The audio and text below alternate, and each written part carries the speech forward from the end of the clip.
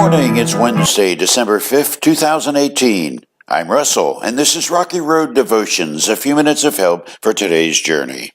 Our devotion today is entitled, Without Beginning, Without Ending, and our scripture is Psalm 90. Lord, through all the generations, you have been our home. Before the mountains were born, before you gave birth to the earth and the world, from beginning to end, you are God. That something or someone could be eternal has always fascinated me. With our finite minds, it's really hard to get your mind around infinity, no beginning or ending. When I was very young, I thought my parents were eternal. They had always been there. Then I saw their baby pictures. There are no baby pictures of God, only his tracks, eternal, infinite, incredible prints of his handiwork. You can see some finite results of God's hand, planets, stars, worms, and mountains. These tell of God's majesty, his authority and power and very existence, but who can measure the number of his days? The psalmist, perhaps Moses, didn't even try. All he managed was, "You are God." I pray with Moses every day, "Lord, you are God, and I am not." This prayer puts me in the mouse's position.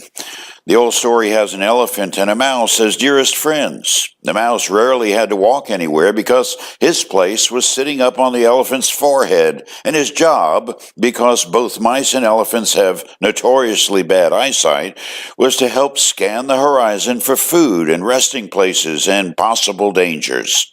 One day, the elephant and the rider crossed a rickety old wooden bridge. When they got to the other side, the bridge was rocking and swaying from the stress of being elephant walked. The mouse declared, "Wow, we sure rocked that old bridge," said the elephant. "Oh, hello, old friend, I'd forgotten you were up there." And from our perspective, riding on God's planet, with things rocking and rolling, mountains falling, floods overwhelming, and life leading to death, we are like mice who live a couple of years, wondering why the elephant, who typically lives 60 to 70 years, never seems to get older. And yet, despite the size, power, and eternality of the Almighty, he has declared his friendship with us. Jesus was teaching God's human mouse creatures, his disciples, just how much his love for us is as immeasurable as his age.